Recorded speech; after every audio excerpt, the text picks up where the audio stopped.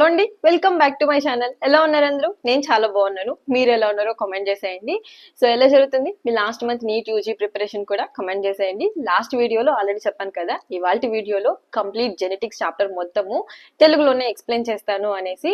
Maybe ఇది 1 or 2 videos పట్టొచ్చు. Maximum ఈ వీడియోలో ఎంతవరకు కవర్ చేయాలో అంతవరకు చేస్తాను. బికాస్ మరీ ఎక్కువ అయిపోతే పోస్ట్ చేయడానికి కష్టం అవుతుంది నాకు. అందుకని కొంచెం ఒక syllabus, half of the syllabus cover చేయాలి అని అనుకుంటున్నాను. ఏదో జస్ట్ వీడియో చూసాము విన్నాము అన్నట్టు కాకుండా మీరు కూడా వీడియో చూసేటప్పుడు ఎంసీఆర్టీ బుక్స్ ని ముందర పెట్టుకొని పక్కనే ఒక నోట్స్ ని పెట్టుకోండి. సో కొంచెం వీడియో మొత్తం వినిన తర్వాత వీడియోని పాస్ చేసి ఎన్సీఆర్టీలో ఉన్న లైన్స్ ని చదవండి. అప్పుడు మీకు మీ బ్రెయిన్ కి బాగా ఎక్కుతుంది. ఒకవేళ మీకు రివిజన్ అయినా కానీ చాలా ఫాస్ట్ గా రివిజన్ అయిపోతుంది. సో అలాగే నోట్స్ లో ఎటువంటి మెయిన్ పాయింట్స్ ని రాసుకోవాలి, అలాగే ఎగ్జామ్స్ లో పర్టికులర్ పారాగ్రాఫ్ నుంచి ఎటువంటి క్వశ్చన్స్ అడుగుతారో కానీ ఈ వీడియోలో అయితే చెప్పేస్తాను. Without any further delay let's get into the video. Chapter చాలా ఇంట్రెస్టింగ్ గా ఉంటుంది, మనసు పెట్టి వినండి. అలాగే కాన్సెప్ట్ ని అర్థం చేసుకోవడానికి ట్రై చేయండి. ఎలిఫెంట్స్ కి ఓన్లీ ఎలిఫెంటే ఎందుకు పుడుతుంది, ఎందుకు? అలాగే మామిడి చెట్టుకి మామిడి పండ్లే ఎందుకు కాస్తున్నాయి, ఎందుకు? మనం ఉన్నాము, మన పేరెంట్స్ నుంచి పుడతాము. మన అక్క వాళ్ళు, చెల్లి వాళ్ళు, అన్న వాళ్ళు కూడా ఉంటారు. మనం కొన్నిసార్లు ఎగ్జాక్ట్ గా పేరెంట్ కాపీస్ లాగా ఉంటాం. కొంతమంది పిల్లలు అలాగే ఉంటారు కదా. కొన్నిసార్లు పెద్దమ్మాయి చిన్నమ్మాయి సిమిలర్ గా ఉంటారు, ఎగ్జాక్ట్ కాపీస్ లాగా ఉంటారు. ఇద్దరు ఒకేలాగా ట్విన్స్ లాగా ఉన్నారు అనేసి అంటూ ఉంటారు కదా. ఇంకొన్నిసార్లు పెద్దమ్మాయికి అసలు చిన్నమ్మాయికి పోలికలే ఏమిటి అనేసి కానీ అంటూ ఉంటారు. ఇవన్నిటిని మీరు ఎప్పుడైనా అబ్జర్వ్ చేశారా, గమనించారా?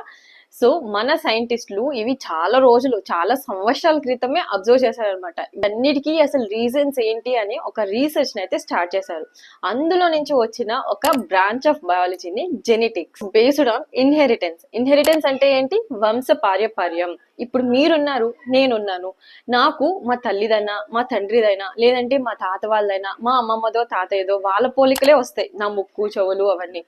అలాగే మీరున్నారు, మీకు మీ వంశం తరపు నుంచి మీ అమ్మదో నాన్నదో, లేదంటే మీ నాన్నమ్మ అమ్మమ్మ, ఇలాగా మీ వంశం తాలూకు పోలికలు మాత్రమే మీ మొక్కల్లో కనిపిస్తూ ఉంటాయి. వాళ్ళ యొక్క వంశంలో పుట్టే ప్రతి ఒక్కరికి వాళ్ళ యొక్క యాన్సిస్టర్స్ అంటే వాళ్ళ యొక్క పూర్వీకుల ద్వారా క్యారెక్టర్స్ అనేటివి పాస్ అవుతూ వస్తూనే ఉంటాయి. ఇవి మనతోనే స్టాప్ అయిపో, మన దగ్గర నుంచి మన పిల్లలకి, మన పిల్లల నుంచి వాళ్ళ పిల్లలకి, ఇలా వంశం అనేది పోతూనే ఉంటుంది. దీన్నే ఇన్హెరిటెన్స్ ఆర్ హెరిడిటీ అంటాం. ఓకే, అలా అని మనం ఎగ్జాక్ట్ గా మన పేరెంట్స్ లాగే లేం. మన పేరెంట్స్ కి మనకి కొన్ని వేరియేషన్స్ ఉన్నాయి. లైక్ ఫర్ ఎగ్జాంపుల్, ఇప్పుడు మన అమ్మమ్మ తాతయ్య కన్నా మన తల్లిదండ్రులు చాలా బాగా ఆలోచించగలరు. మన తల్లిదండ్రుల కన్నా మనం ఇంకా ఎక్కువ బాగా లైక్ అడ్వాన్స్డ్ గా ఆలోచించగలం.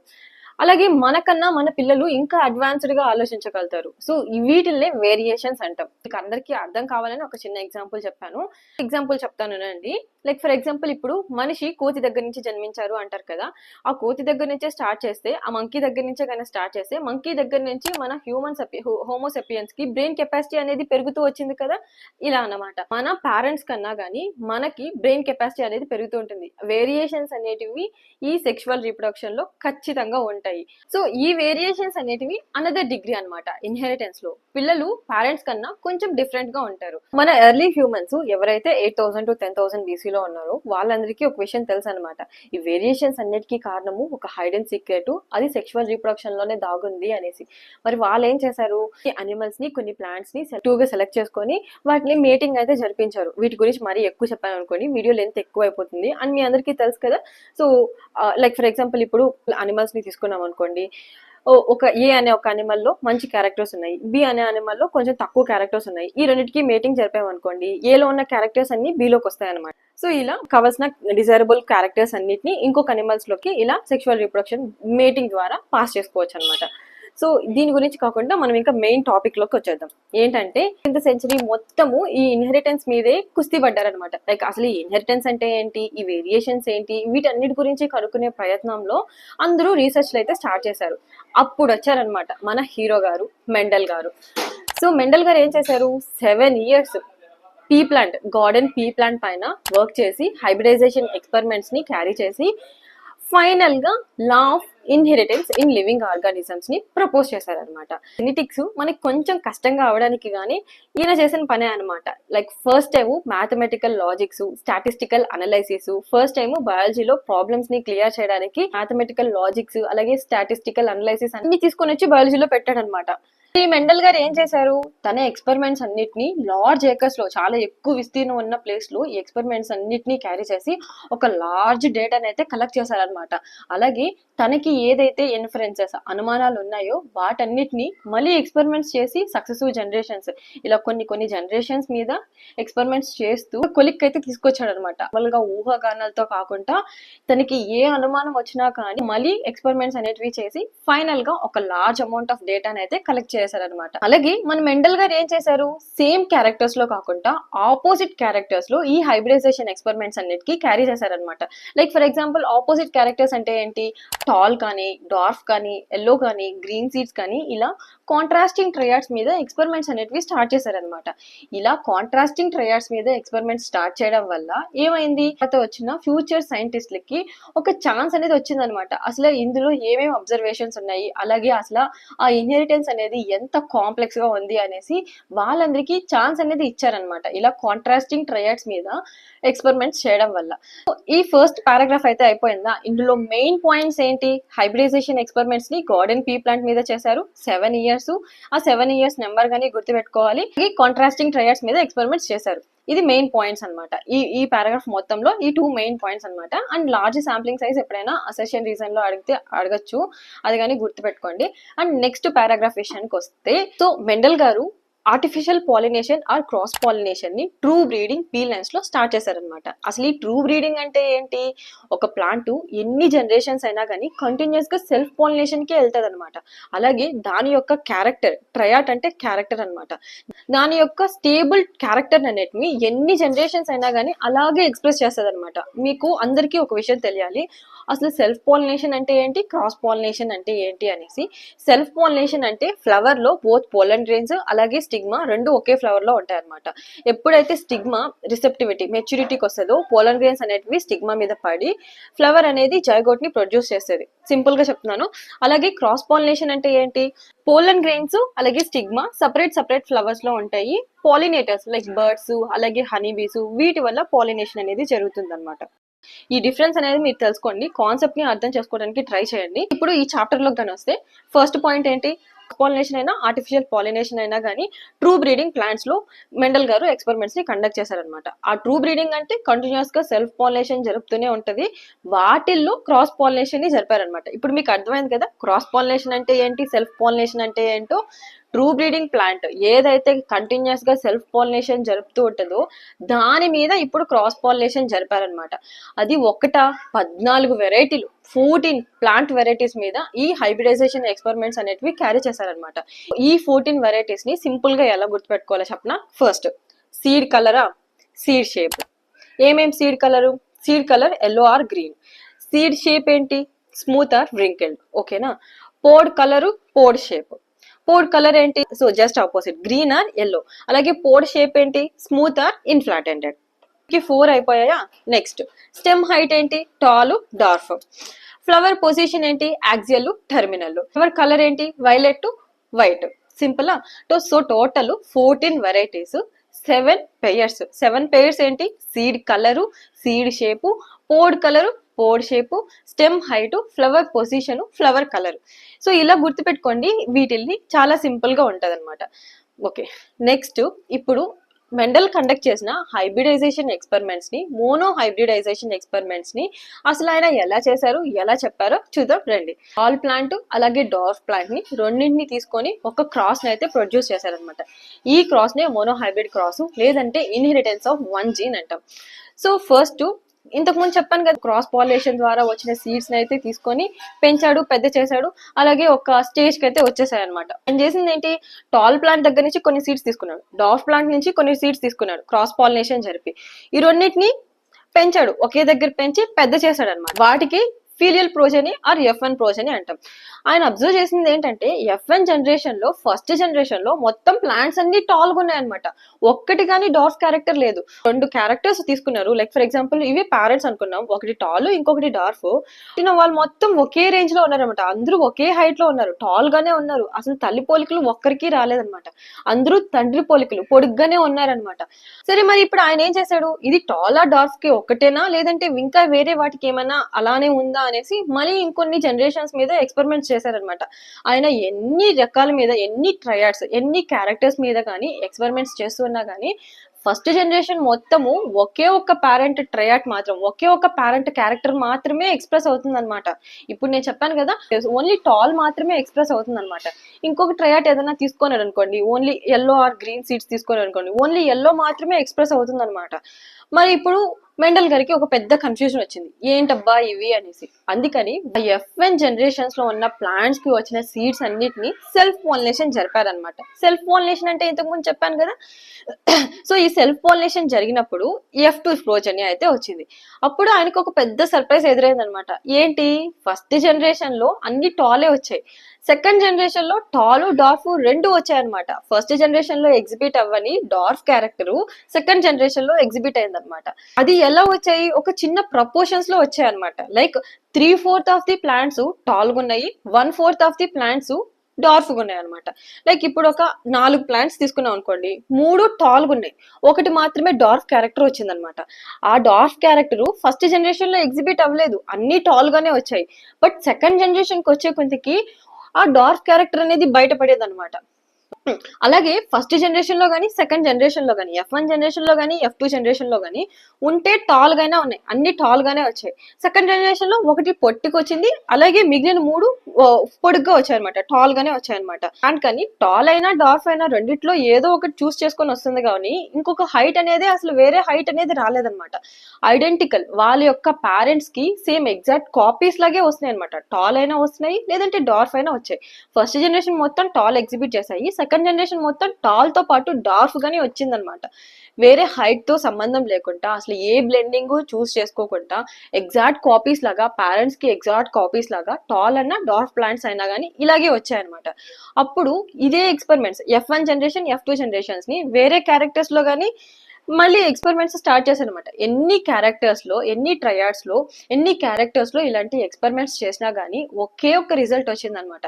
F1 జనరేషన్ లో మొత్తం అన్ని టాల్ ప్లాంట్స్ వచ్చాయి, F2 జనరేషన్ లో మొత్తం tall plant 3/4 of the plants tall గా వచ్చాయి, 1/4 ఆఫ్ ది ప్లాంట్స్ డార్ఫ్ గా వచ్చాయి అనమాట.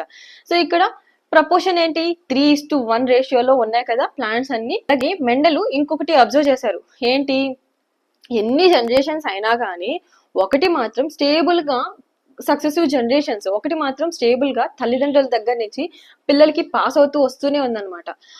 ఆ యొక్క థింగ్స్ ని, వాటిల్ని మెండలు ఒక పేరు పెట్టారు, వాటిల్ని ఫ్యాక్టర్స్ అంటారు. ఇప్పుడైతే వాటిని జీన్స్ అంటాం. ఓకేనా. అసలు ఈ జీన్స్ అంటే ఏంటి, ఆ జీన్స్ దగ్గర ఒక ఇన్ఫర్మేషన్ ఉంటది అనమాట. నీ దగ్గర ఒక పర్టికులర్ ట్రయాట్ ఉంది, అది మాత్రమే నువ్వు ఎక్స్ప్రెస్ చేయాలి అనేసి. అదే జీన్స్ దగ్గర ఆపోజిట్ ట్రయాడ్స్, రెండు డిఫరెంట్ క్యారెక్టర్స్ ఉన్నాయనుకోండి, వాటిల్ని అలెల్స్ అంటాం అనమాట. కొంచెం డిఫరెంట్ గా, సేమ్ జీన్ కి కొంచెం డిఫరెంట్ గా ఉంటాయి అనమాట. ఇప్పుడు మనం మ్యాథమెటికల్ స్టడీస్ లోకి వద్దామా. అసలు ఫస్ట్ జనరేషన్ లో ఎందుకు అన్ని టాలే కనపడాయి, సెకండ్ జనరేషన్ లో ఫస్ట్ జనరేషన్ లో కనపడిన డార్ఫ్ ప్లాంట్ ఎక్కడి నుంచి వచ్చింది, మ్యాథమెటికల్ లాజిక్స్ ని, స్టాటిస్టికల్ అనలైసిస్ ని ఎలా క్యాలిక్యులేట్ చేశారు బయాలజీలో అనేసి రండి చూపిస్తాను. సో ఇవి చూసే ముందు మీ అందరికి ఒకటి తెలియాలన్నమాట, ఏంటి, సో జీనోటైప్స్ అంటే ఏంటి, క్యాపిటల్ టీ, స్మాల్ టీ, వీటిల్ని జీనోటైప్స్ అంటాం. ఫీనోటైప్స్ అంటే ఏంటి, మనకి ఎదురుగా కనిపించేది, టాలా, డార్ఫా, ఎల్లోనా, గ్రీనా, వీటిల్ని మనకి కనిపించే వాటిల్ని ఫీనోటైప్ అంటాం. సో ఓకేనా, ఈ రెండింటికి డిఫరెన్స్ తెలిసింది కదా. మెండల్ గారు ఇంట్రడ్యూస్ చేసిన టాల్ ప్లాంట్ కి, డార్ఫ్ ప్లాంట్ కి ఆల్ఫాబెటికల్ లెటర్స్ తీసుకున్నాం అనుకోండి, టాల్ ప్లాంట్ కి క్యాపిటల్ టీ, డార్ఫ్ ప్లాంట్ కి స్మాల్ లెటర్ టీ అన్నమాట. ఈ రెండు సేమ్ జీనే, కాకపోతే కాంట్రాస్టింగ్ గా ఉన్నాయి కదా ట్రయాడ్స్, వీటిల్ని అలెల్స్ అంటారు. సో అలెల్స్ అన్నమాట. ప్లాంట్ లో టాలు, డార్ఫ్ ఉన్నాయి కదా, వాటికి ఈ జీనోటైప్స్ ఏంటి, ఎయిదర్ టాలు డార్ఫ్, లేదంటే డార్ఫ్ అన్నమాట. ఈ 3 జీనోటైప్స్ అన్నమాట. ఒక ప్లాంట్ కి హైట్ విషయానికి వస్తే జీనోటైప్స్ అనేటివి ఈ 3 అన్నమాట. సో ఇప్పుడు ఈ క్యాపిటల్ టీ అలాగే స్మాల్ టీ ఉన్నాయి అనుకోండి, వీటిల్ని రెండు సిమిలర్ గా ఉన్నాయి కదా, అందుకని వీటిల్ని హోమోజైగస్ అంటాం. ఐడెంటికల్ గా ఉన్నాయి కాబట్టి వీటిల్ని హోమోజైగస్ అంటాం. ఇంతకు ముందు ఆల్రెడీ చెప్పాను కదా. సో బయటికి కనిపించేటివి, మనకి ఎదురుగా కనిపించేటివి టాల్ డార్ఫ్ ని ఫినోటైప్ అంటాము, అలాగే క్యాపిటల్ టీ స్మాల్ టీని జీనోటైప్స్ అంటాం. సో మెండలు ఫస్ట్ జనరేషన్ లో ఏమని చెప్పారు, ఫస్ట్ జనరేషన్ ప్లాంట్స్ అన్ని టాల్ గానే వచ్చాయి, అసలు డార్ఫ్ ప్లాంటే కనపడలేదు అనేసి అని చెప్పాడు కదా. ఫస్ట్ మెండల్ ఏం చేశారు, సో ఫస్ట్ జనరేషన్ లో మెండల్ గారు ఏం చేశారు, టాల్ ప్లాంట్ ని అలాగే డార్ఫ్ ప్లాంట్ ని క్రాసింగ్ చేశారనమాట. ఈ క్రాసింగ్ చేసినప్పుడు ఏమవుతుంది, క్యాపిటల్ టీ జస్ట్ ఇలాగా అంతే అనమాట. Capital T small T, capital T small T, capital T small T అన్ని ఇలానే వచ్చాయన్నమాట. క్యాపిటల్ టీ స్మాల్ టీ అనమాట. సో ఇది F1 జనరేషన్ అనమాట. F1 generation filial 1 progeny. So ఇది F1 జనరేషన్ ఆర్ ఫీలియల్ ప్రోజెనీ అంటాం. మీరందరూ తెలుసుకోవాల్సిన విషయం ఏంటంటే ఇక్కడ క్యాపిటల్ టీ స్మాల్ టీ ఇది జీనోటైప్ మాత్రమే. జీనోటైప్ లో రెండు వచ్చాయి, టాల్ ఉంది డార్ఫ్ ఉంది. బట్ ఫీనోటైపిక్ మనకి ఎదురుగా కనిపించినప్పుడు అన్ని టాల్ ప్లాంట్ లాగే ఉన్నాయన్నమాట. అసలు డార్ఫ్ ప్లాంట్ చూసేదానికి ఒక్క చిన్న ప్లాంట్ గానీ లేదు. కానీ జీనోటైప్ విషయానికి వస్తే క్యాపిటల్ టీ ఉంది స్మాల్ టీ ఉంది, అంటే ఇందులో డార్ఫ్ కానీ ఉంది. బట్ ఈ లక్షణం అనేది బయట కనిపించలేదన్నమాట. ఎందుకు, ఇక్కడ క్యాపిటల్ టీ అనేది డామినేట్ చేస్తుంది కాబట్టి డార్ఫ్ ప్లాంట్ అనేది కనిపించలేదు. అదే ఈ F1 జనరేషన్ ని సెల్ఫ్ పోలినేషన్ జరిపినప్పుడు capital T small T, capital T and small T. ఇప్పుడు ఈ సెల్ఫ్ పోలినేషన్ జరిపినప్పుడు capital T capital T small T, capital T small T, అలాగే స్మాల్ టీ. ఇక్కడ మన డార్ఫ్ ప్లాంట్ అనేది కనిపించేసింది అనమాట. ఇక్కడ ఒక ఛాన్స్ వచ్చింది దీనికి బయటపడడానికి, బట్ ఇక్కడ ఛాన్స్ రాలేదనమాట. ఎందుకంటే అన్ని డామినెంట్ క్యారెక్టర్సే ఉన్నాయి. ఈవెన్ దో డార్ఫ్ ప్లాంట్ ఉన్నా కానీ ఇక్కడ డామినెంట్ క్యారెక్టర్స్ ఎక్కువ ఉండడం వల్ల ఈ స్మాల్ ప్లాంట్ డార్ఫ్ ప్లాంట్ ని అదిమేసాయి అనమాట.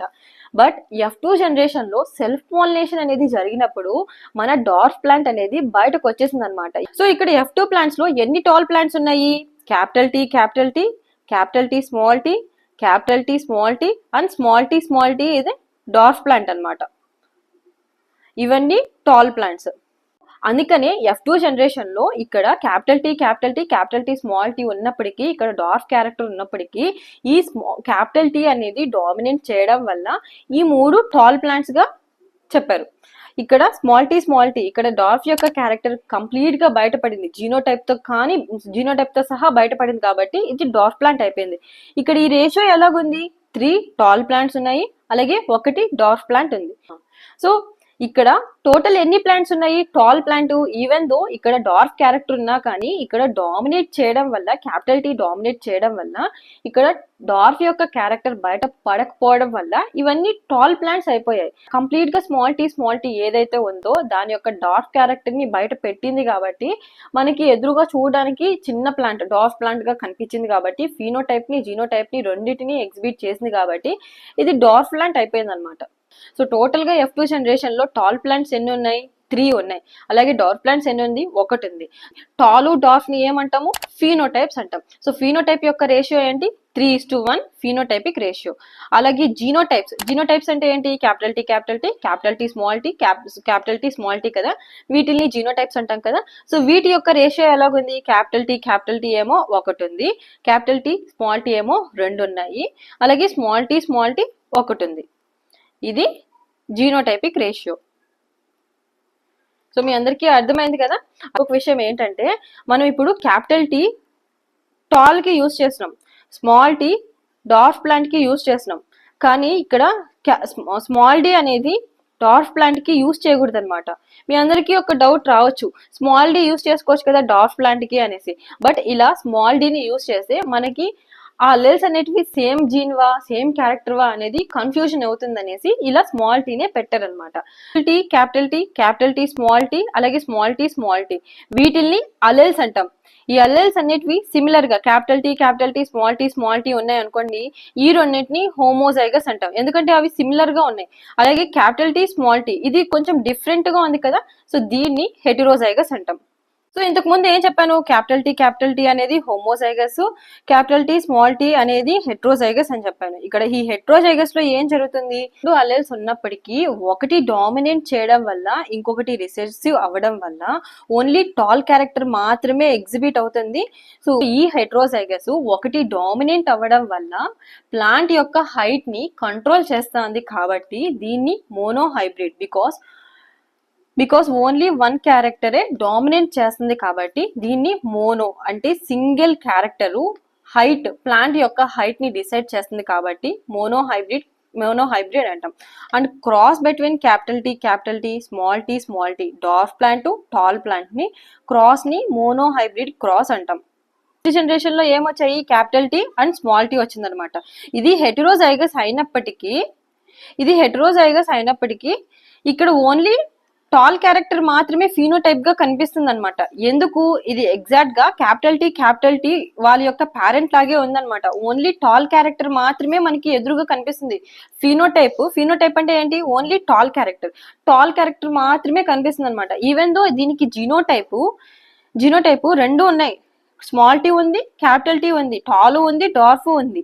జీనోటైప్ అయితే రెండు ఉన్నాయి, కానీ ఫీనోటైప్ మనకి ఎదురుగా కనిపించేసరికి టాల్ ప్లాంట్ మాత్రమే ఎగ్జిబిట్ అవుతుంది అనమాట. ఎందుకు, మెండల్ ఒకటి చెప్పారు, రెండు డిసిమిలర్, ఇక్కడ రెండు డిసిమిలర్ గా ఉన్నాయి కదా, ఆపోజిట్ గా ఉన్నాయి కదా, రెండు డిసిమిలర్ ఫ్యాక్టర్స్ ఉన్నప్పుడు ఒకటి డామినేట్ చేస్తుంది ఇంకొక దాన్ని.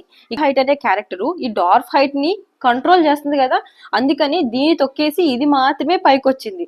సో ఈ రెండు డిసిమిలర్ ఫ్యాక్టర్స్ ఉన్నప్పుడు ఒకటి డామినేట్ చేస్తుంది కాబట్టి ఈ డామినేట్ చేసేదాన్ని డామినెంట్ ఫ్యాక్టర్, అలాగే ఈ బయటికి ఎగ్జిబిట్ అవ్వని క్యారెక్టర్ ని రిసెసివ్ క్యారెక్టర్ అంటాం. ఓకేనా, అర్థమైంది కదా.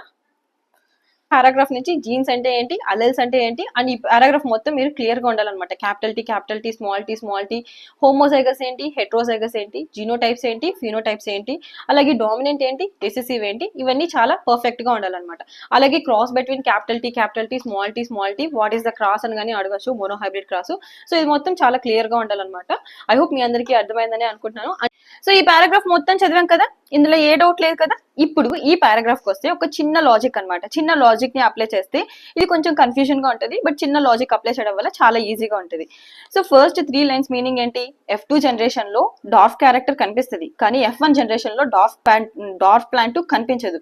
కనిపించకపోయినా సరే F2 లో కనిపించినా గానీ దాని యొక్క ట్రయాట్, దాని యొక్క క్యారెక్టర్ అనేది సేమ్ డార్ఫ్ ఎలా ఉందో డార్ఫ్ లానే వచ్చింది. కొంచెం హైట్ గా కానీ కొంచెం తక్కువ కానీ ఎక్కడ ఎటువంటి బ్లెండింగ్ అనేది అవ్వలేదు కదా. సో ఫస్ట్ 3 లైన్స్ యొక్క మీనింగ్ అదనమాట. సో ఇప్పుడు టాల్ ప్లాంట్ డార్ఫ్ ప్లాంట్ ఏంటి, పేరెంట్స్ కదా. So parents tall and dwarf plant ఏం ప్రొడ్యూస్ చేస్తాయి, గ్యామెట్స్ ని ప్రొడ్యూస్ చేస్తాయి. ఇక్కడ గ్యామెట్స్ అంటే ఏంటి, క్యాపిటల్ టీ స్మాల్ టీ. ఈ గ్యామెట్స్ అనేటివి మియోసిస్ ద్వారా రిడక్షనల్ డివిజన్ జరుగుతాయి. మియోసిస్ అంటే తెలుసు కదా, నార్మల్ గా హ్యూమన్ 2n కండిషన్ లో ఉంటారు. మియోసిస్ తెలుసు కదా, నార్మల్ గా హ్యూమన్స్ 2n కండిషన్ లో ఉంటారు. మేలు హ్యాప్లాయిడ్ స్పర్మ్స్ ని ఎన్ ని ప్రొడ్యూస్ చేస్తుంది, అలాగే ఫీమేల్ హ్యాప్లాయిడ్ ఎగ్ ని ప్రొడ్యూస్ చేస్తుంది. రెండు ఫర్టిలైజేషన్ జరిగితే జైగోట్ అనేది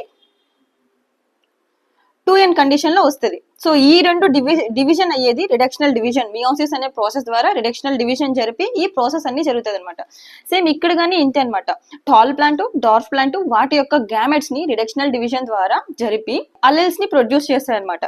మీకు స్పర్మ్స్ గురించి తెలుసు కదా, లైక్ మేల్ కి ఎక్స్ అలాగే వై స్పర్మ్స్ ఉంటాయి. 50% ఆఫ్ ది స్పర్మ్స్ కి ఎక్స్ ఉంటుంది, అలాగే 50% స్పర్మ్స్ కి వై ఉంటుంది. సేమ్ ఇక్కడ కానీ అంతే అనమాట. 50% of the అలెల్, so 50% of the gamete capital కి అలెల్ టీ ఉంటుంది, అలాగే 50% ఆఫ్ ది గ్యామెట్ స్మాల్ టీకి అలెల్ అనేది స్మాల్ టీ ఉంటుంది. సో వీటిల్ని అలెల్స్ అంటారు, వీటిల్ని గ్యామెట్స్ అంటాం. పేరెంట్స్ దగ్గర నుంచి వచ్చే వాటిని గ్యామెట్స్ అంటాం, వీటిని అలెల్స్ అంటాం. ఓకేనా, ఎటువంటి కన్ఫ్యూజన్ లేదు కదా. సో ఇప్పుడు ఈ అలెల్స్, లైక్ ఫర్ ఎగ్జాంపుల్ ఇది మేల్ అనుకో, మేల్ ఏం ప్రొడ్యూస్ చేస్తుంది ప్లాంట్స్ లో, పోలన్ గ్రెయిన్స్ ని ప్రొడ్యూస్ చేస్తుంది. అదే ఫీమేల్ ఏం ప్రొడ్యూస్ చేస్తుంది, ఎగ్స్ ని ప్రొడ్యూస్ చేస్తుంది. సో ఈ రెండిటికి ఫర్టిలైజేషన్ జరిగితే ఏం ఫామ్ అవుతుంది, జైగోట్ ఫామ్ అవుతుంది. జైగోట్ యొక్క కండిషన్ ఏంటి, ఇక్కడ మామూలుగా జైగోట్ 2n లో ఉంటాం కదా, కాకపోతే ఇక్కడ ప్లాంట్స్ కాబట్టి క్యాపిటల్ టీ స్మాల్ టీ, ఇది జైగోట్ అన్నమాట. ఈ జైగోట్ అనేది capital T and small T ఉంది, అంటే ఇదేంటిది హెటిరోజైగస్. సో ఇదే డెఫినేషన్ ని ఇంకొక విధంగా కానీ చెప్పొచ్చు. Simple definition, hybrid containing capital T small T, that is the contrasting pairs, that is called as an heterozygous or ఈ ప్రాసెస్ మొత్తం. సో ఈ పేరెంట్స్ గ్యామెట్స్ ని ప్రొడ్యూస్ చేసేది, అలాగే గ్యామెట్స్ నుంచి ఈ జైగోట్ ఫార్మేషన్ అనేది మొత్తం మనం సింపుల్ గా పున్నెట్ స్క్వేర్ ద్వారా ఈజీగా అనలైజ్ చేయొచ్చు అనమాట. ఈజీగా నేర్చేసుకోవచ్చు, ఈజీగా అర్థమవుతుంది. సో అసలు పున్నెట్ స్క్వేర్ ని ఎవరు డెవలప్ చేశారు? రెజినాల్డ్ సి పున్నెట్ అనే వ్యక్తి పున్నెట్ స్క్వేర్ ని డెవలప్ చేశారనమాట. అసలు పున్నెట్ స్క్వేర్ అంటే ఏంటి? ఇది గ్రాఫికల్ రిప్రజెంటేషన్. ఒక గ్రాఫ్ లాంటిది వేసి బాక్సెస్ వేస్తాం కదా, అదే అనమాట. ఇది ఒక graphical representation to calculate of strings genotype. Capital టీయా, స్మాల్ టీయా, క్యాపిటల్ టీ స్మాల్ టీయా, పాసిబుల్ జీనోటైప్స్ ఏవైతే ఉన్నాయో వాటిల్ని క్యాలిక్యులేట్ చేసేదానికి పున్నెట్ స్క్వేర్ అయితే యూజ్ చేస్తాం అనమాట. చాలా ఇంపార్టెంట్. పున్నెట్ స్క్వేర్ చాలా సార్లు అడుగుతూ ఉంటారు. సో దీని యొక్క డెఫినేషన్ ఏంటి? To calculate possible genotype of strings in a cross అనమాట. గుర్తుపెట్టుకోండి. అలాగే ఈ పున్నెట్ స్క్వేర్ లో గ్యామెట్స్ ఏమున్నాయి? 2 టైప్స్ ఆఫ్ ది గ్యామెట్స్ ఉంటాయి కదా, మేల్ గ్యామెట్ అలాగే ఫీమేల్ గ్యామెట్. రెండింటిని టాప్ రోస్ లో అలాగే లెఫ్ట్ కాలమ్స్ లో రాస్తాం అనమాట. అలాగే వచ్చిన పాసిబుల్ జీనోటైప్స్ ని బిలో ద బాక్సెస్ లో రాస్తాం. అవన్నీ ఒక స్క్వేర్ లాగా అయ్యి టోటల్ గా స్క్వేర్ అవుట్పుట్ ఫామ్ అనేది వస్తుంది అనమాట. ఇంకా ఈ పారాగ్రాఫ్ లో మొత్తం మీనింగ్ అర్థమైంది కదా. సో ఇదేం సింపులే. అలాగే ఈ పున్నెట్ స్క్వేర్ అనేది చాలా చాలా ఇంపార్టెంట్, చాలా సార్లు అడిగిన క్వశ్చన్. జీనోటైప్స్ ఆఫ్ స్ట్రింగ్స్ ని క్యాలిక్యులేట్ చేయడానికి పున్నెట్ స్క్వేర్ ని యూజ్ చేస్తాము. అండ్ రెజినాల్డ్ సి పున్నెట్ అనే వ్యక్తి ఈ పున్నెట్ స్క్వేర్ ని డెవలప్ చేశారు. అండ్ దెన్ ఇక్కడ ఏముంది? ఇది కానీ చాలా సింపుల్ అనమాట. ఇంతకు ముందు చెప్పింది సేమ్ ఇక్కడ అవుతుంది. Capital T small T male female. First generation ఏమొస్తుంది? Capital T small T. First generation ని మనం సెల్ఫ్ పాలినేషన్ జరుపుతాము. సెల్ఫ్ పాలినేషన్ జరిగినప్పుడు ఏమొస్తాయి? ఈక్వల్ ప్రపోర్షన్స్ లో క్యాపిటల్ టీ అలాగే స్మాల్ టీ వస్తాయి. ఇంతకు ముందు చెప్పాను కదా, ఫస్ట్ జనరేషన్ ని కన్నా సో ఫస్ట్ జనరేషన్ ని పాలినేషన్ జరిపితే, సెల్ఫ్ పాలినేషన్ జరిపితే ఏమొస్తాయి? ఈక్వల్ ప్రపోర్షన్స్ లో క్యాపిటల్ టీ స్మాల్ టీ వస్తాయి కదా. అదే అనమాట మీనింగ్. అలాగే ఈ లాస్ట్ పారాగ్రాఫ్ యొక్క మీనింగ్ ఏంటి? అలెల్స్ ఏమున్నాయి? క్యాపిటల్ టీ అలాగే స్మాల్ టీ, వీటిల్ని అలెల్స్ అంటాం కదా. సో ఫర్టిలైజేషన్ జరిపిన తర్వాత ఈ అలెల్స్ కి వచ్చిన హెటిరోజైగస్ ఏమొచ్చింది? క్యాపిటల్ టీ అలాగే స్మాల్ టీ వచ్చింది కదా. ఇప్పుడు ఇది పోలన్ గ్రెయిన్స్ అనుకున్నాం అనుకో, ఇది ఎగ్స్ అనుకున్నాం అనుకోండి. ఇప్పుడు ఈ అలెల్ కి, క్యాపిటల్ టీ యొక్క అలెల్ కి 50% chance of pollinating the eggs of the capital T, అలాగే 50% chance of pollinating the eggs of the small T. Same ఇది కానీ. So 50% chance of pollinating the eggs, the pollen grains of small T, 50% chance of pollinating the eggs of the capital T, అలాగే 50% chance of pollinating the eggs of small T. So clear కదా, అర్థమైంది కదా. So relation మొత్తం జరిగిపోయింది. వచ్చిన products ఏంటి? Capital T small T అలాగే small tea. ఇవే కదా వచ్చిన జైగోట్స్. ఎస్, ఈ జైగోట్సే కదా జీనోటైప్స్. వచ్చిన ఫీనోటైప్స్ ఏంటి? టాల్ అలాగే డార్ఫ్, అంతే కదా. ఇవి ఇవి ఫీనోటైప్స్. క్లియర్ కదా. సో ఈ పారాగ్రాఫ్ నుంచి ఇవే అనమాట important point. Punnett square already చెప్పాను. సో ఇది మొత్తం మీరు కొంచెం క్లియర్ గా ఉంటే చాలు. ఎప్పుడైనా కన్ఫ్యూజ్ చేయడానికి ఈ పారాగ్రాఫ్ నుంచే కన్ఫ్యూజ్ అవుతాయి అనమాట. సో నేను చెప్పాను కదా, ఈ అలెల్స్ అనేటివి వీటికి 50% ఛాన్స్ ఉంటుంది. సింపుల్ లాజిక్ కాన్సెప్ట్ ని అర్థం చేసుకుంటే ఏదైనా ఈజీగా ఉంటుంది. సో ఈ పారాగ్రాఫ్ మొత్తం ఏం లేదనమాట, జస్ట్ సింపుల్. ఇంతసేపు చెప్పిందే ఇక్కడ వస్తుంది. ఒకసారి లైట్ గా ఎక్స్ప్లెయిన్ చేస్తాను. ఒకవేళ తెలియని వాళ్ళకి, ఒకవేళ చదివేటప్పుడు కొంచెం కన్ఫ్యూజన్ గా ఉంటుంది కాబట్టి ఒకవేళ లైట్ గా ఎక్స్ప్లెయిన్ చేస్తాను. సో ఈ పారాగ్రాఫ్ మొత్తం ఇంతసేపు చెప్పింది, బట్ ఇప్పుడు మీరు చదివేటప్పుడు మీకు కొంచెం క్లారిటీ ఉండాలని మళ్ళీ ఒకసారి చెప్తున్నాను. సో ఫస్ట్ ఇక్కడ జీనోటైప్స్ ఏమేమి వచ్చాయి? 1/4 ఆఫ్ క్యాపిటల్ టీ అలాగే 1/2 of capital T small T అలాగే 1/4 ఆఫ్ స్మాల్ టీ వచ్చాయి. ఇది F2 generation self pollination results. ఓకేనా. ఇప్పుడు F1 జనరేషన్ లో ఏమొచ్చాయి? అన్ని capital T small T heterozygous వచ్చాయి. హెటిరోజైగస్ ప్లాంట్స్ వచ్చాయి. అదే F2 ప్లాంట్స్ లో ఏమొచ్చాయి? Tall plants. Capital T small T. Ratios ఏంటి? 3/4 of the plants tall plants. So ఇప్పుడు ఇక్కడ నుంచి మనకి ఈ పారాగ్రాఫ్ మీనింగ్ ఏంటి అంటే F1 జనరేషన్ లో క్యాపిటల్ టీ స్మాల్ టీ అన్ని హెట్రోజైగస్ అయినప్పటికీ అన్ని టాల్ ప్లాంట్సే. అలాగే F2 జనరేషన్ లో 3/4 ఆఫ్ ది ప్లాంట్స్ టాల్ ఉన్నాయి. వీటిల్లో క్యాపిటల్ టీ ఉంది, క్యాపిటల్ టీ స్మాల్ టీ ఉంది. ఇక్కడ మనకి క్లియర్ డెఫినేషన్ ఇచ్చారన్నమాట అసలు వీటిని టాల్ ఎందుకు అన్నారు అనేసి. సో ఇక్కడ ఈ పారాగ్రాఫ్ మీనింగ్ ఏంటంటే మనము బయట ఫీనోటైప్ క్యారెక్టర్ చూడగానే టాల్ ప్లాంట్ అని చెప్పేస్తాం, అది టాల్ ప్లాంట్ లాగా ఉంది కాబట్టి టాల్ ప్లాంట్ అని చెప్పేస్తాం. కానీ దాని యొక్క జీనోటైప్ ఎయిదర్ క్యాపిటల్ టీ అయినా అవ్వచ్చు, లేదంటే క్యాపిటల్ టీ స్మాల్ టీ అయినా అవ్వచ్చు. మనం ఫీనోటైప్ ని చెప్పినట్లు జీనోటైప్ ని అయితే చెప్పలేం కదా.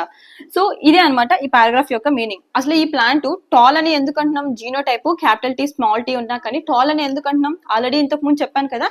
ఈ క్యాపిటల్ టీ అనేది డామినెంట్ అవ్వడం వల్ల ఇందులో డాఫ్ క్యారెక్టర్ ఉన్నా కానీ క్యాపిటల్ టీ ఎక్స్ప్రెస్ అవ్వడం వల్ల స్మాల్ టీ అనేది బయటికి కనపడలేకపోతుంది కాబట్టి ఇది డామినెంట్ అయింది, ఇది రిసెసివ్ అయింది. క్లియర్ కదా, దీంట్లో నుంచి ఇంకే డౌట్స్ లేవు కదా. సో F1 జనరేషన్ యొక్క ఫీనోటైపిక్ రేషియో ఏంటి, అన్ని ప్లాంట్స్ టాల్ అన్నమాట. అలాగే F2 జనరేషన్ లో ఫీనోటైప్ రేషియో ఏంటి,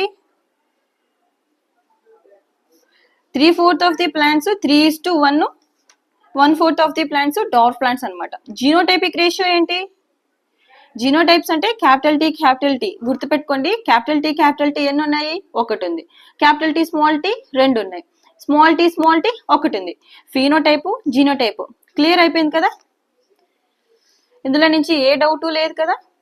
ఓకే, సో ఈ పారాగ్రాఫ్ యొక్క మీనింగ్ ఏంటి అంటే గ్యామెట్స్ అనేటివి హాఫ్ ఆఫ్ ది జీన్స్ ని ప్రొడ్యూస్ చేస్తాయి కదా. హాఫ్ అంటే 1/2, 1/2 క్యాపిటల్ టీ అలాగే 1/2 స్మాల్ టీ అనమాట. వీటికి స్క్వయర్ చేస్తే వచ్చే రిజల్టే ఇదనమాట. దీన్ని ఇంటూ చేస్తే మనకి ఈ రిజల్ట్. సో దీన్ని క్లియర్ గా ఇక్కడ రాసుకున్నారు, దీనికన్నా ఇంటూ చేస్తే వచ్చే టోటల్ మనకి ఇక్కడ వచ్చిందనమాట. సో ఇది ఎలాగుంది, అచ్చము AX plus BY whole square లాగే ఉంది కదా, సింపుల్ అనమాట. ఇందులో పెద్ద కష్టమేం లేదు. జస్ట్ ఇక్కడ మల్టిప్లై చేస్తే, జస్ట్ ఇక్కడ ఈ రెండింటిని మల్టిప్లై చేస్తే మనకి ఈ జీనోటైపిక్ రేషియో అనేది వస్తుంది అంతే. సో ఇక్కడ ఈ పారాగ్రాఫ్ యొక్క మీనింగ్ ఏంటి అంటే మెండల్ F2 జనరేషన్ లో డార్ఫ్ ప్లాంట్స్ వచ్చాయి కదా. సో వేరే ప్లాంట్స్ లో కానీ మళ్ళీ డార్ఫ్ వస్తుందా లేదా అని వేరే అదర్ క్యారెక్టర్స్ లో కానీ ట్రై చేశారు. అన్నిట్లో కానీ డార్ఫ్ క్యారెక్టర్ వచ్చింది. ఈ డార్ఫ్ క్యారెక్టర్ అనేది F2 లోనే కాదు, F3 F4 జనరేషన్స్ లో కానీ ఇలా కంటిన్యూస్ గా ఎగ్జిబిట్ అవుతూనే ఉందన్నమాట. దీని యొక్క పారాగ్రాఫ్ యొక్క మీనింగ్ ఇదనమాట. అలాగే ఇంకా ఇక్కడికి వస్తే నేను ఇంతకు ముందు ఆల్రెడీ చెప్పాను కదా, ఫీనోటైప్ ని చూసిన వెంటనే టాలా డార్ఫా చెప్పొచ్చు, కానీ జీనోటైప్ ని అది క్యాపిటల్ టీయా క్యాపిటల్ టీ స్మాల్ టీయా అని చెప్పలేం కదా. సో జీనోటైప్ ని కనుక్కోవాలంటే అయితే డామినెంట్ ఫీనోటైప్ ఉందో ఆ డామినెంట్ ఫీనోటైప్ ని F2 జనరేషన్ లో ఏం చేస్తాము, సెల్ఫ్ పోలినేషన్ చేస్తాం కదా. సెల్ఫ్ పోలినేషన్ కి బదులు ఇక్కడ డామినెంట్ ట్రయాడ్ ని రిసెసివ్ ట్రయాడ్ తో కానా క్రాసింగ్ అనేది చేస్తే వాటి యొక్క జీనోటైప్స్ వస్తాయి. వాటిల్ని టెస్ట్ క్రాస్ అంటాం. టెస్ట్ క్రాస్ అనేది to detect the genotype of an organism. ఇక్కడ ఏం చేస్తున్నారు, డామినెంట్ గా ఉన్న ఫీనోటైప్ క్యారెక్టర్ ని రిసెసివ్ క్యారెక్టర్ తో క్రాసింగ్ చేస్తున్నారు. ఎందుకు, జీనోటైప్స్ ని కనుక్కోవడానికి. సో ఈ పారాగ్రాఫ్ యొక్క మీనింగ్ ఏదన్నమాట, టెస్ట్ క్రాస్ చాలా ఇంపార్టెంట్. సో ఇంకా ఈ పారాగ్రాఫ్ విషయానికి వస్తే ఇది చాలా అంటే చాలా చాలా ఇంపార్టెంట్. ఇక్కడ ఉన్న ప్రతి లైన్ మీ బ్రెయిన్ లో ఉండాలి. ఒక్క సింపుల్ వర్డ్ తో సహా మీ బ్రెయిన్ లో ఉండాలన్నమాట. బికాస్ చాలా సార్లు ఇక్కడ కన్ఫ్యూజ్ అవుతూ ఉంటారు, ఫస్ట్ లా అంటే ఏంటి, సెకండ్ లా అంటే ఏంటి అనేది క్లియర్ గా చెప్తాను. సో ఇక్కడ ఈ జరిగిన ఎక్స్పెరిమెంట్స్ అన్నిటికీ బేస్ చేసుకొని మెండల్ అనే ఆయన ఒక 2 లాస్ ని ప్రపోజ్ చేశారు. ఫస్ట్ వాటిల్ని principle laws or inheritance laws అంటారు. సో దీంట్లో ఫస్ట్ లాని లా ఆఫ్ డామినెన్స్, అలాగే సెకండ్ లాని లా ఆఫ్ సెగ్రిగేషన్ అంటారు. లా ఆఫ్ డామినెన్స్ అంటే ఏంటి, లా ఆఫ్ డామినెన్స్ లో ఏం జరిగింది, సో క్యారెక్టర్స్ అనేటివి ఎవరు కంట్రోల్ చేశారు, డిస్క్రీట్ యూనిట్స్, వాటిల్ని ఫ్యాక్టర్స్ అంటాం. అలాగే ఇప్పుడు ఏమంటాం, జీన్స్ అంటాం. జీన్స్ అనేటివి ఎలా ఉంటాయి, పెయిర్స్ లో ఉంటాయి. పెయిర్స్ అంటే అలెల్స్ అన్నమాట. అలాగే లా ఆఫ్ డామినెన్స్ ఏం చెప్తుంది, ఫస్ట్ జనరేషన్ లో ఒక పేరెంట్ యొక్క క్యారెక్టర్ మాత్రమే కనిపించింది, సెకండ్ జనరేషన్ లో బోత్ క్యారెక్టర్స్ కనిపించాయి. అలాగే 3:1 రేషియో ద ప్రపోర్షన్ ని కానీ ఎక్స్ప్లెయిన్ చేస్తుంది కదా, సింపుల్. ఇక్కడున్న కాన్సెప్ట్ మొత్తం అర్థం చేసుకుంటే ఈ లైన్స్ పెద్ద కష్టంగా ఏముండవు. First line characters controlled by factors, discrete units is called as factors occur in pairs, dominant to recessive. ఏం చెప్పాను, ఫస్ట్ జనరేషన్ లో ఎగ్జిబిట్ అవ్వకపోయినా కానీ సెకండ్ జనరేషన్ లో డాఫ్ క్యారెక్టర్ వచ్చినా కానీ ఎక్కడ దాని యొక్క బ్లెండింగ్ అంటే ఎక్కడ దాని యొక్క క్యారెక్టర్ ని చేంజ్ చేసుకోలేదు. అదే దీని యొక్క మీనింగ్ అన్నమాట. అలాగే రెండు క్యారెక్టర్స్ F2 జనరేషన్ లో కనిపించాయి కదా, parents containing 2 alleles during the gamete formation.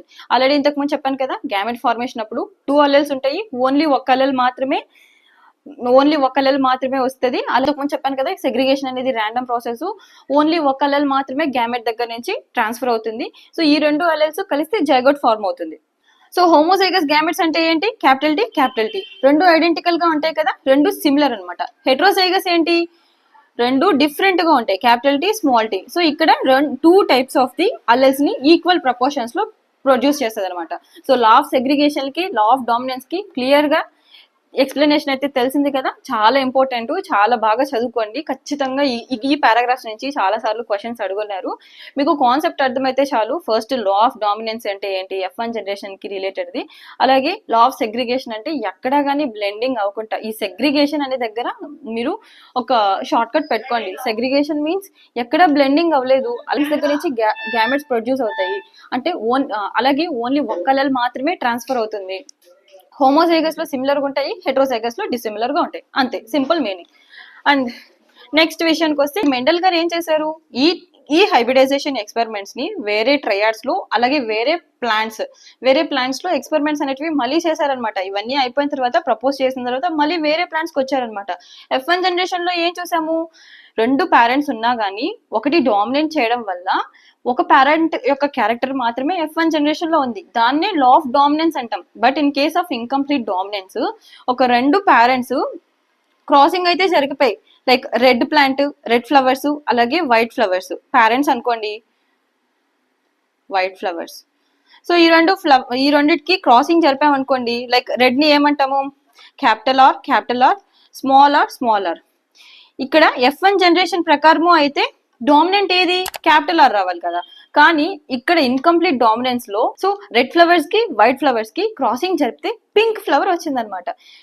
దీని యొక్క జీనోటైప్ అయితే సేమ్, జీనోటైప్ అయితే క్యాపిటల్ ఆర్, స్మాల్ ఆరే ఉంది. కాకపోతే ఫీనోటైప్ కి వచ్చేసరికి అది పింక్ కలర్ ఫ్లవర్ గా చేంజ్ అయిపోయింది అనమాట. ఎందుకు, ఇక్కడ రెడ్ ఫ్లవర్ అనేది వైట్ ఫ్లవర్ ని కంప్లీట్ గా డామినేట్ చేయలేకపోయింది, కంప్లీట్ గా దానిలోకి తీసుకోలేకపోయింది. అందుకని రెడ్ వైట్ ఫ్లవర్స్ కాస్త పింక్ ఫ్లవర్ లో అయిపోయాయి అనమాట. అర్థమైంది కదా. అండ్ అలాగే ఇన్కంప్లీట్ డామినెన్స్ కి బెస్ట్ ఎగ్జాంపుల్ ఏంటి, డాగ్ ఫ్లవర్. దాని యొక్క సైంటిఫిక్ నేమ్ ఏంటి, స్నాప్డ్రాగన్ యాంటీ రెనహమ్ అనమాట. చాలా ఇంపార్టెంట్.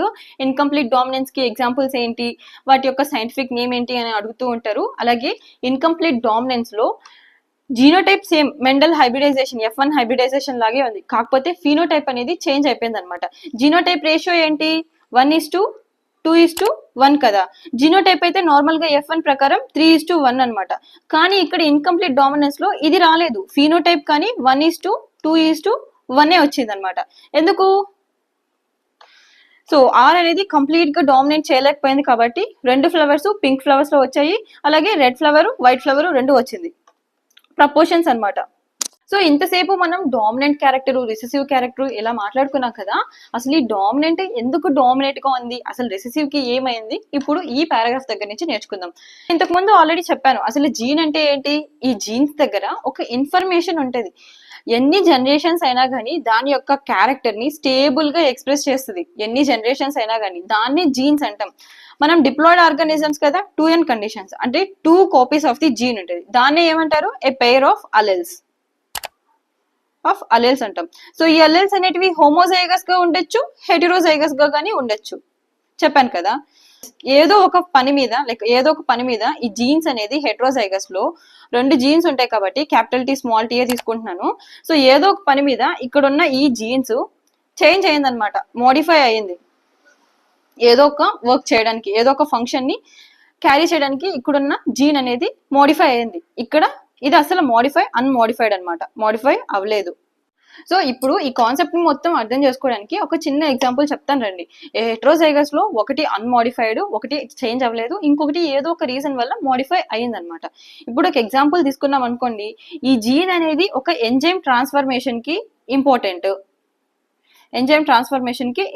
అనమాట. ఎగ్జాంపుల్ తీసుకున్నాం అనుకోండి, లైక్ ఫర్ ఎగ్జాంపుల్ ఏదో ఒక సబ్స్ట్రేట్ ఉంది, ఎస్, ఈ సబ్స్ట్రేట్ ని ట్రాన్స్ఫర్ చేయడానికి, ప్రోడక్ట్ గా కన్వర్ట్ చేయడానికి ఇక్కడ ఒక మనకి ఎంజైమ్ కావాలి.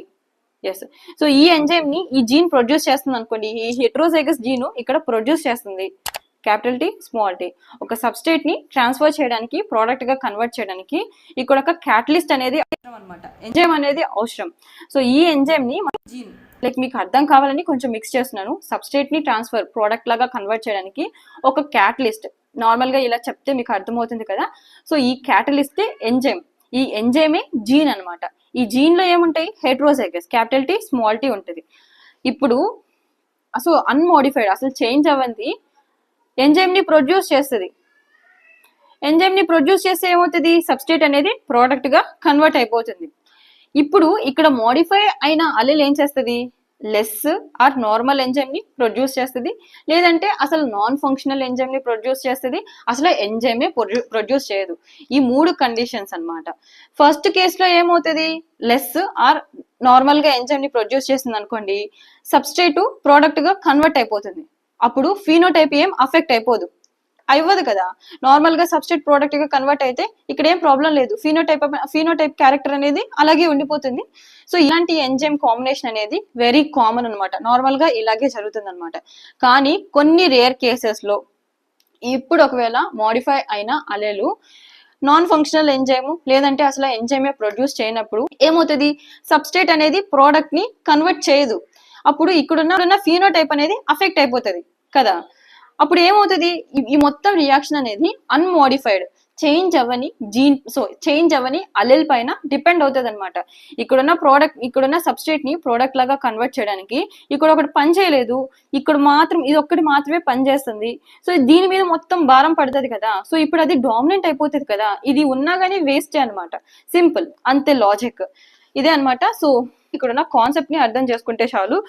కొన్నిసార్లు ఇక్కడున్న వాటిని ఎంసీక్యూస్ గా అడగచ్చు. సో కొంచెం జాగ్రత్తగా చదవండి. సో ఇంతసేపు F1 జనరేషన్ లో ఒక పేరెంట్ డామినెంట్ అవ్వడము చూసాము, అలాగే 2 పేరెంట్స్ కాకుండా ఇంకొక కొత్త వెరైటీని కానీ చూసాము. ఇప్పుడు F1 జనరేషన్ లో సో బోత్ 2 పేరెంట్స్ డామినెంట్ అవుతాయి అనమాట. అదే కోడామినెన్స్. ఈ కోడామినెన్స్ ని అర్థం చేసుకోవడానికి మనకు ఒక బెస్ట్ ఎగ్జాంపుల్ ఏంటి? మన బ్లడ్ సెల్స్ డిఫరెంట్ టైప్స్ ఉంటాయి. ఆ రెడ్ సెల్స్ అన్నిటినీ కలిపి మన blood group, ABO blood group ని డిసైడ్ చేస్తుంది అనమాట. సో ఏబిఓ బ్లడ్ గ్రూప్ అనేది ఒక బెస్ట్ ఎగ్జాంపుల్ కోడామినెన్స్ ని అర్థం చేసుకోవడానికి. మన ఏబిఓ బ్లడ్ గ్రూప్ అనేది ఒక జీన్ కంట్రోల్ చేస్తుంది. ఆ జీనే క్యాపిటల్ ఐ. అలాగే రెడ్ బ్లడ్ సెల్స్ యొక్క ప్లాస్మా మెంబ్రేన్ కి ఒక షుగర్ పాలిమర్ ఉంటుంది. అది కొంచెం ప్రొట్యూటెడ్, అంటే కొంచెం బయటకు వచ్చినట్లు ఉంటుంది. అలాగే ఒక కైండ్ ఆఫ్ షుగర్ మాలిక్యూల్ ని ప్రొడ్యూస్ చేస్తుంది అనమాట. ఏబిఓ బ్లడ్ గ్రూప్ ని కంట్రోల్ చేసే క్యాపిటల్ ఐ జీన్ 3 అలెల్స్ ని ప్రొడ్యూస్ చేస్తుంది. ఆ 3 అలెల్స్ ఏంటి? IA, IB and ii. So IA and IB have, so IA and IB కి they own type of sugars ఉంటాయి. కానీ ఐఐకి అసలు షుగరే ఉండదన్నమాట, నో షుగర్. ఓకే, ఇప్పుడు మనం డిప్లాయిడ్ ఆర్గానిజమ్స్ కదా, అంటే 2n కండిషన్ ఉంటుంది కదా. మనకి ఈ 3 అలెల్స్ లో 2 అలెల్స్ మన బ్లడ్ సెల్స్ లో ఉంటాయి అనమాట. ఎస్, సో ఈ 3 అలెల్స్ లో ఒక 2 అలెల్స్ మన బ్లడ్ సెల్స్ లో ఉంటాయి. Like for example IA and I తీసుకున్నాం అనుకోండి. ఇక్కడ డామినెంట్ ఏది? IA అంటే షుగర్ మాలిక్యూల్ ఉంది కాబట్టి ఇది షుగర్ ని ప్రొడ్యూస్ చేయదు కాబట్టి IA డామినెంట్ అవుతుంది. అలాగే IB అండ్ క్యాపిటల్ I తీసుకున్నాం అనుకోండి, సేమ్, ఇది షుగర్ మాలిక్యూల్ ని ప్రొడ్యూస్ చేస్తుంది కాబట్టి ఇది డామినెంట్ అవుతుంది. ఇప్పుడు క్యాపిటల్ IA అలాగే క్యాపిటల్ IB తీసుకున్నాం అనుకోండి, ఇప్పుడు own type of sugar molecules ని ప్రొడ్యూస్ చేసాయి కదా. అప్పుడు 2 డామినెంట్ క్యారెక్టర్సే కదా. So this is an codominance. Yes, red blood cells కి బోత్ A అలాగే B టైప్ ఆఫ్ షుగర్స్ ఉంటాయి. అలాగే ఇక్కడ ఎన్ని టైప్స్ ఆఫ్ అలెల్స్ ఉన్నాయి? 3 టైప్స్ ఆఫ్ అలెల్స్ ఉన్నాయి. 6 డిఫరెంట్ కాంబినేషన్స్ ని ప్రొడ్యూస్ చేస్తాయి. అంటే టోటల్ 6 జీనోటైప్స్ వస్తాయి అన్నమాట. మొత్తం మీరు అర్థం చేసుకుంటే చాలు, ఇది చాలా సింపులే. మొత్తం ఇవి కానీ డయాగ్రామ్స్ కానీ ఎక్స్ప్లెయిన్ చేస్తే ఇంకా వీడియో లెంత్ ఎక్కువ అయిపోతుంది అనేసి జస్ట్ పైన ఎక్స్ప్లెయిన్ చేస్తున్నాను అనమాట.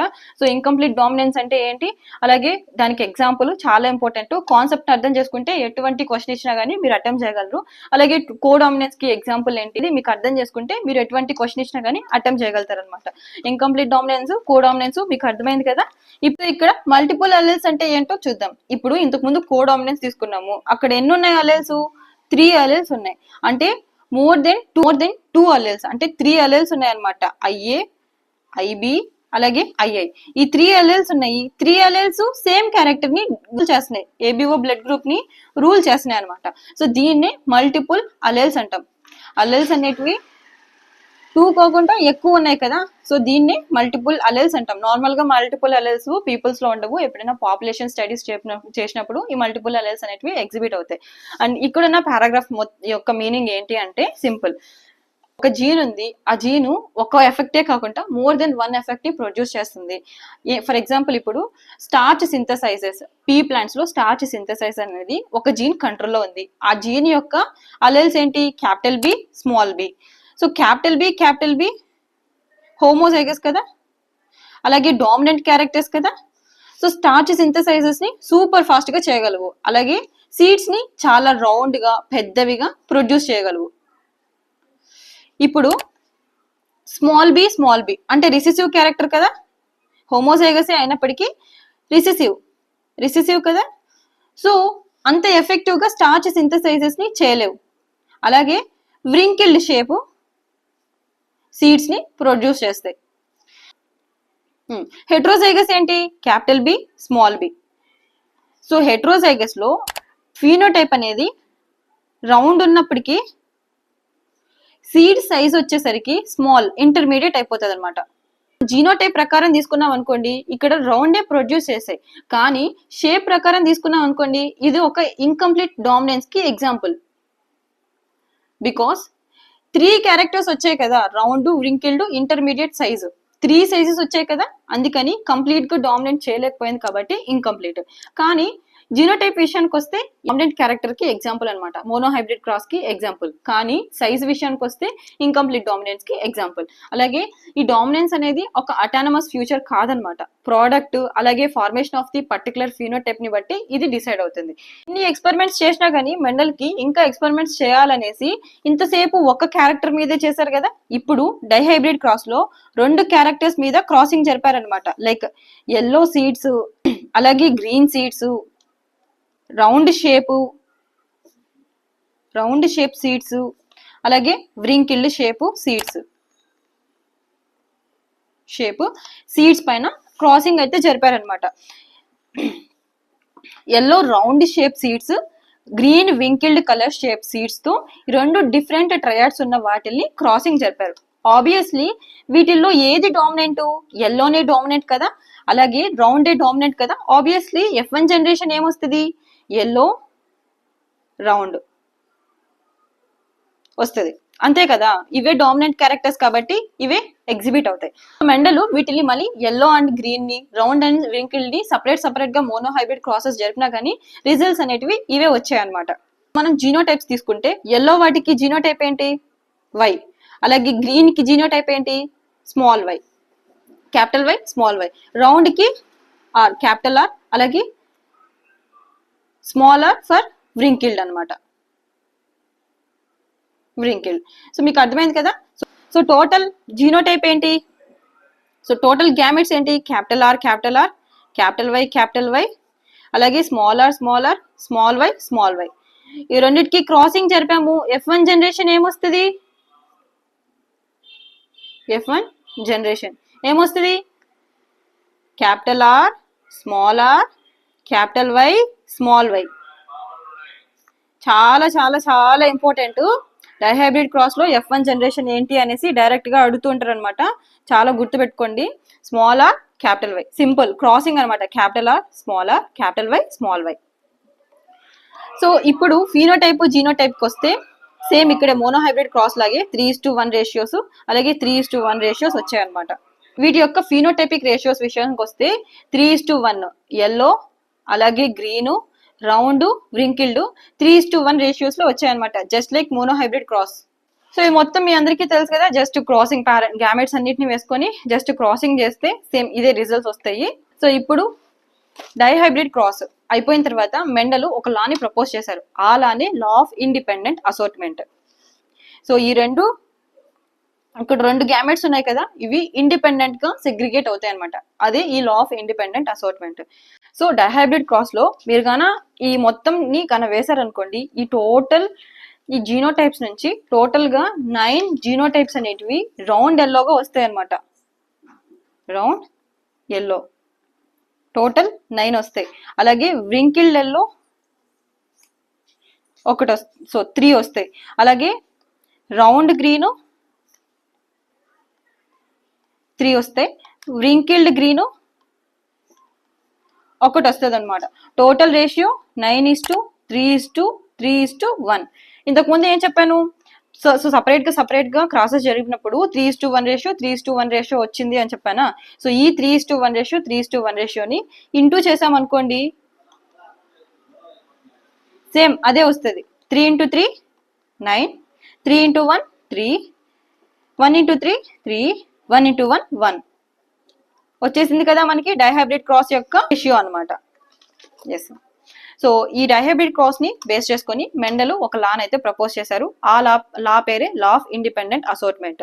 ఈ లా ఏం చెప్తుంది, ఇక్కడ 2 పేర్స్ ఆఫ్ ట్రయాడ్స్ ఉన్నాయి కదా, ఈ 2 pairs of triads segregation separate జరిగేటప్పుడు ఒక్క పేర్ ఆఫ్ క్యారెక్టర్ ఇండిపెండెంట్, అసలు ఇంకొక ట్రయాడ్ పైన డిపెండ్ అవ్వదన్నమాట. Independent, a pair of character was independent on other pair of the characters. అర్థమైంది కదా. సో మనం పున్నెట్ స్క్వేర్ దగ్గర నుంచి ఏం అర్థం చేసుకోవచ్చు, 2 పేర్స్ ఇండిపెండెంట్ గా సెగ్రేట్ అయ్యాయి డ్యూరింగ్ మియోసిస్. అలాగే F1 ప్రోజెనీ డైహైబ్రిడ్ క్రాస్ లో ఏంటి, capital R small R, capital Y small Y. ఇప్పుడు సెగ్రిగేషన్ చూద్దాం, capital R and small R the segregation చూద్దాం. సో ఈ క్యాపిటల్ ఆర్ స్మాల్ ఆర్ కి డిసైడ్స్ ఏముంటాయి, అలెల్స్ ఉంటాయి.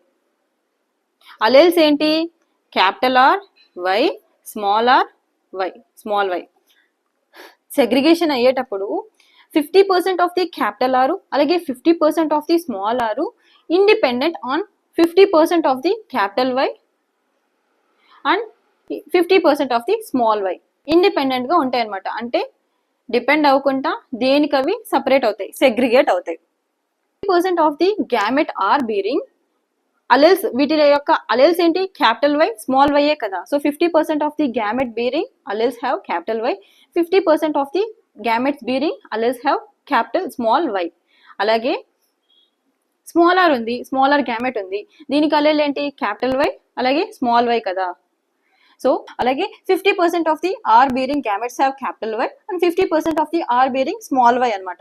ఐ హోప్ మీ అందరికీ అర్థమైందని అనుకుంటున్నాను. ఇక్కడ ఇవన్నిటివి గ్యామెట్స్, అలాగే క్యాపిటల్ వై స్మాల్ వై అనేటివి అలెల్స్. ఇంతకు ముందు చెప్పుకున్న విధంగానే ఇవి సెగ్రిగేట్ అయ్యేటప్పుడు వీటి యొక్క అలెల్స్, ఈ ఆర్ కి 50% ఆఫ్ ది వై ఉంటుంది, అలాగే 50% of the allele small Y ఉంటుంది. అలాగే స్మాల్ ఆర్ కి 50% క్యాపిటల్ వై అలాగే 50% స్మాల్ వై ఉంటుంది. సో టోటల్ ఎన్ని అయ్యాయి, 4 టైప్స్ ఉన్నాయి. టోటల్ ఎన్ని అయ్యాయి, 4 టైప్స్. 4 టైప్స్ పోలెన్స్, అలాగే 4 టైప్స్ ఎక్స్ ఉన్నాయి. ఎక్స్ ఉన్నాయి కదా. టోటల్ ఎంత, 100 కి ఈ 4 ఉన్నాయి అనుకోండి, టోటల్ ఎంత పర్సెంటేజ్ అవుతుంది, 25% ఆఫ్ ది టోటల్ గ్యామెట్స్ అనేటివి ప్రొడ్యూస్ అవుతాయి. ఇదే లా ఆఫ్ ఇండిపెండెంట్ అసోర్ట్మెంట్. సో ఇప్పటి వరకు ఒక లెక్క ఉన్నా కానీ ఇంకా మీదట వచ్చే ఈ లైన్స్ ప్రతి ఒక్కటి చాలా చాలా ఇంపార్టెంట్ అనమాట. ప్రతిదీ మీ బ్రెయిన్ లో ఉండాలి. సో నాకు వచ్చింది, నేను నేర్చుకునేది మీకు చెప్పాను. మీకు ఎంతవరకు అర్థమైందో నాకు తెలియదు, ఎలా చెప్పాను అలాగే ఎంతవరకు అర్థమైందో కింద కామెంట్ సెక్షన్ లో చెప్పండి. అలాగే మీకు అర్థమైంది, ఈ సెషన్ ని కంటిన్యూ చేయండి అంటేనే ఈ సెషన్ అనేది కంటిన్యూ చేస్తాను. లేదు అర్థం అవ్వట్లేదు అనేసి అనుకుంటే నో ప్రాబ్లం, డైరెక్ట్ గా చెప్పండి. ఇక్కడితో ఈ సెషన్ అనేది ఆపేసి నా పాటికి నేను చదువుకుంటాను అనమాట. మీకు అర్థమవుతుందా లేదా అనేది కింద కామెంట్ సెక్షన్ లో చెప్పండి. సో ఐ హోప్ ఈ వీడియో మీ అందరికీ నచ్చిందని అనుకుంటున్నాను. వీడియో నచ్చితే లైక్ చేయండి. Thank you for watching. See you soon in next video. Thank you.